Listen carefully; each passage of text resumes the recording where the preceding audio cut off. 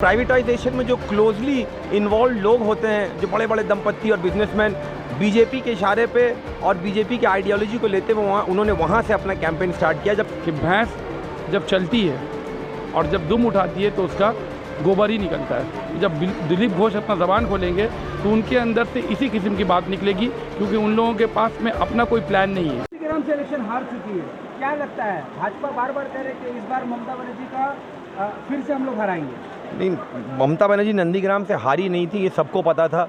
जिस तरह से वहाँ काउंटिंग में घोटाला किया गया, जिस तरह से अचानक रिज़ल्ट आउट होकर उनको विनिंग कैंडिडेट बताने के बाद लोड शेडिंग हो जाता है और अचानक से शुभेंदु अधिकारी को बताया जाता है कि वो जीत गए हैं, तो वो सब हथकंडा जो इस्तेमाल किया था बीजेपी ने, वो भवानीपुर में अब इस्तेमाल नहीं कर पाएंगे, उस तरह की धांधली नहीं कर पाएंगे।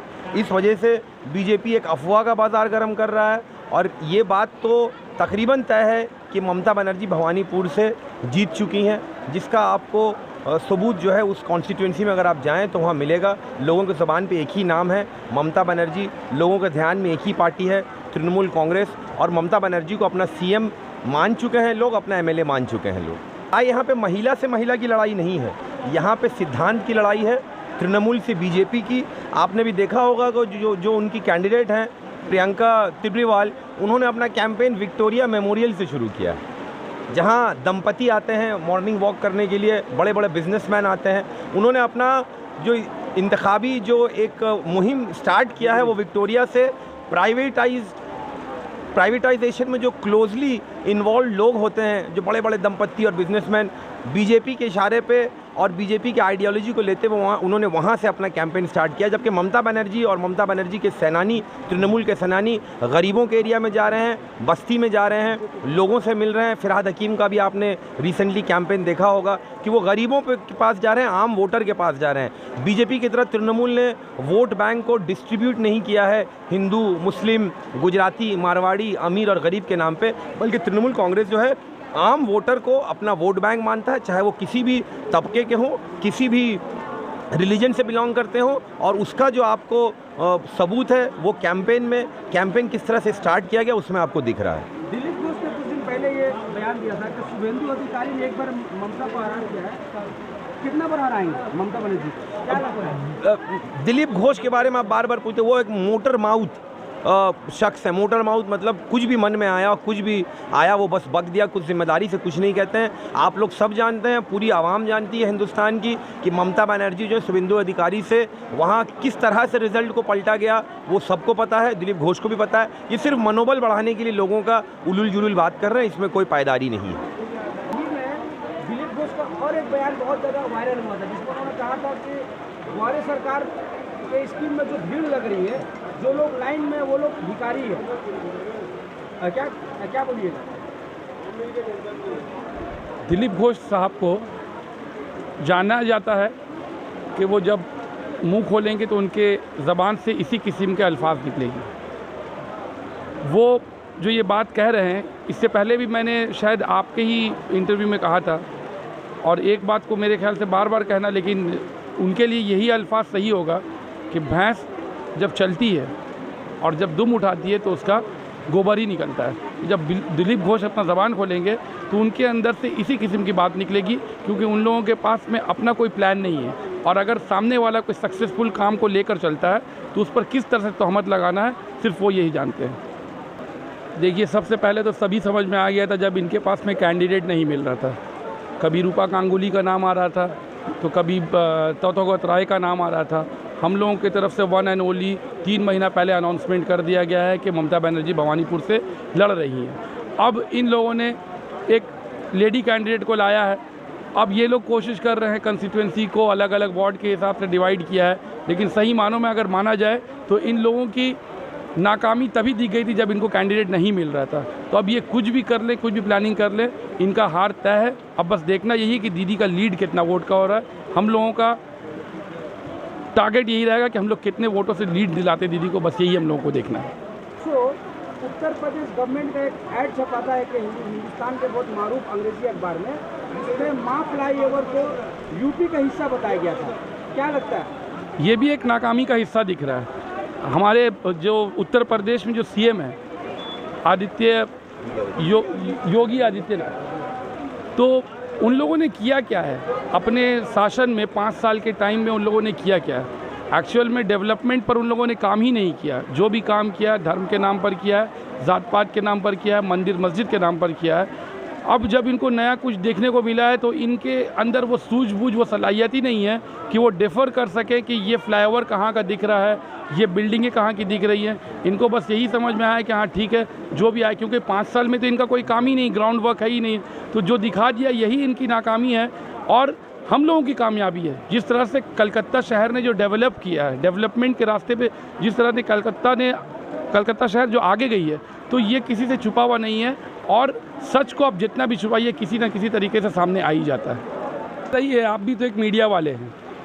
अगर हम किसी चीज़ की आपकी इजाज़त नहीं देंगे और आप अपने तरफ से मेरे नाम का कोई स्टेटमेंट आप दे देंगे, ये आप ऐसा कर ही नहीं सकते।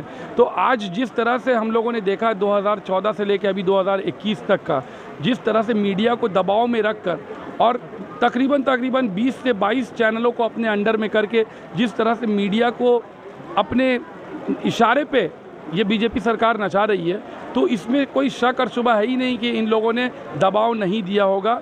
अगर नहीं भी बोला जाए तो ये बात साफ जाहिर होता है कि कहीं ना कहीं इन लोगों ने अपने प्रभाव को, अपने पकड़ को मीडिया पर रखा है। तभी तो आज मीडिया अपने काम को भूल गई है और पूरे हिंदुस्तान नहीं बल्कि आज पूरे दुनिया में मीडिया को जिस तरह से गोदी मीडिया के नाम से पुकारा जाता है, ये सचमुच शर्मनाक है। तो बीजेपी सरकार को इस चीज़ को समझना होगा और कम से कम मीडिया, प्रिंट मीडिया हो या इलेक्ट्रॉनिक मीडिया हो, उनको राइट्स देना होगा कि आप इंडिविजुअली अपने हिसाब से काम कीजिए। ये बीजेपी तो तभी डर गई जिस तरह से हम लोगों ने पश्चिम बंगाल में कामयाबी हासिल किया। बीजेपी ने जो कहा था कि सोनार बांग्ला बनाएंगे, लेकिन उनका हथकंडा यहाँ पे झूठ काम नहीं आया। तो अब ये लोग जानते हैं कि कहीं पर भी इन लोगों का झूठ काम नहीं आएगा। और जिस तरह से पिछले दिनों तृणमूल कांग्रेस कहिए या ममता बनर्जी या फिर हमारे मंत्री फिरहाद हकीम या फिर अभिषेक दा जिस तरह से फेमस हुए हैं, जिस तरह से इन लोगों ने काम किया है, तो ये लोग डर चुके हैं। ये लोग जान रहे हैं कि त्रिपुरा में भी इन लोगों का हार हो जाएगा अगर हम लोग टीएमसी को खुला काम करने देंगे। इसलिए ये लोग बदले की राजनीति के हिसाब से राजनीति नहीं कर रहे हैं बल्कि अपनी जोर आजमाइश कर रहे हैं। एक के बाद एक आप लोग के नेताओं को सीबीआई ईडी जो है बुला रही है, पूछताछ कर रही है।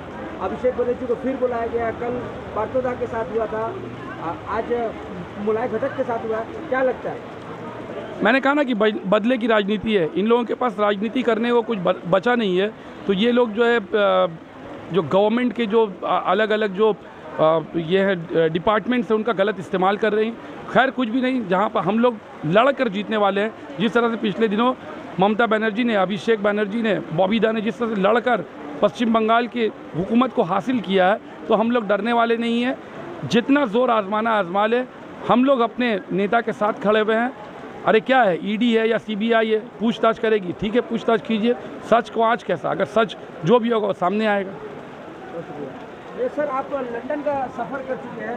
लंदन का मशहूर फ्लाईओवर जो एक ब्रिज है उसको आपने अपने इलाके में, अपने वार्ड में आप लोगों ने उसको करके दिखाया है। क्या माँ फ्लाईओवर को भी हो सकता है कि यूपी से गवर्नमेंट उस तरह कुछ बनवाया फिर उसको ऐड में दिया? नहीं, व्हाट्सअप यूनिवर्सिटी कब तक काम आएगा? और व्हाट्सअप यूनिवर्सिटी के जो ग्रेजुएट हैं उनका जो दिमाग है, उनका सोच है, वो तो एक लेवल तक ही रहेगा। ये कुछ नहीं है, ये सिर्फ इन लोगों का जो झूठ पे टिका हुआ जो एक सरकार है या झूठ पे टिकी हुई जो इन लोगों की आइडियोलॉजी है, उसका कलई खुला है कि न्यूज़पेपर में योगी आदित्यनाथ अपनी वाहवाही के करवाते हैं, लेकिन वहाँ पे फ्लाईओवर जो है वो कलकत्ता का आ जाता है, कोलकाता का फ्लाईओवर आ जाता है और अमेरिका की कंपनी का फ़ोटो आ जाता है। तो ये सिर्फ़ और सिर्फ बीजेपी की नाकामी का पूरा सबूत है। अभी इलेक्शन आया है तो इलेक्शन के दौरान आप देख रहे होंगे सिर्फ फ्लाईओवर नहीं है, झूठा फ्लाईओवर नहीं है, झूठा हिंदू और मुस्लिम प्रोपोगंडा भी यूपी में स्टार्ट हो गया। कहा जाता है कि अब्बा जान एक वर्ड निकाला है योगी आदित्यनाथ ने, क्योंकि इलेक्शन आने वाला है। तो यूपी के खास करके वोटर को हम लोग बांग्ला के वोटर्स, बांग्ला के रहने वाले एक पैगाम देना चाहते हैं कि अब्बा जान हो या भाईजान हो या तातश्री हो या भ्राताश्री हो या अनुज हो, जो भी हैं वोट सब देंगे सिर्फ और सिर्फ नॉन बीजेपी गवर्नमेंट फॉर्म करने के लिए। हिंदू के नाम पर, मुसलमान के नाम में चाहे कोई भी पार्टी वोट मांगता हो, उसे वोट नहीं दीजिएगा। ये अब्बा जान वाले स्लोगन को ख़त्म करते हुए ऐसे पार्टियों को कब्रिस्तान तक पहुंचाने की ज़रूरत है। यही वेस्ट बंगाल के वोटर्स का यूपी के वोटर्स को दरख्वास्त है, अपील है। 2021 में जिस अंदाज से भाजपा ने पूरी ब्रेगिट बंगाल में लाया था, 22 में यूपी का इलेक्शन है, क्या लगता है सर? ठीक क्या है, होगा? इनके पास अभी ताकत, अपनी ताकत को आजमा लेने दीजिए, लेकिन सबसे बड़ा ताकत जनता का ताकत होता है, आवाम का ताकत होता है।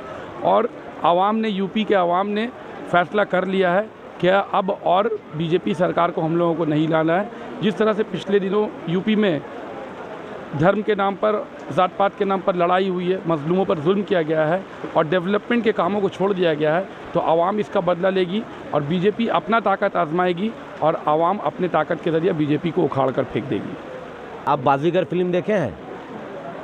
शाहरुख खान मदन चोपड़ा से हार जाता है, अब पूरा संसार, पूरा उसका एम्पायर, पूरा इंडस्ट्री जीत जाता है। तो नंदीग्राम में तो दीदी हार गई थी, पूरा प्रदेश, पूरा देश की सीएम बन गई। और ये तो इलेक्शन जो है सही दिखावा का है, जो एक तो सिस्टम में है, सिस्टम में दीदी जीतेंगी।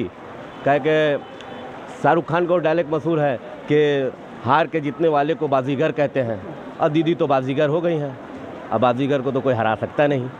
बस भाजपा का विनिंग रथ में ब्रेक लगाने के लिए ममता बनर्जी बंगाल से शुरुआत की है और ये भाजपा का विनिंग रथ पूरे ऑल ओवर इंडिया में ममता बनर्जी एक शख्सियत है जो भाजपा के विनिंग रथ को ब्रेक लगा सकते हैं। उसका नाम है मोहतरमा ममता बनर्जी, मगरबी बंगाल के चीफ मिनिस्टर, मगरबी बंगाल के अग्नि कन्या।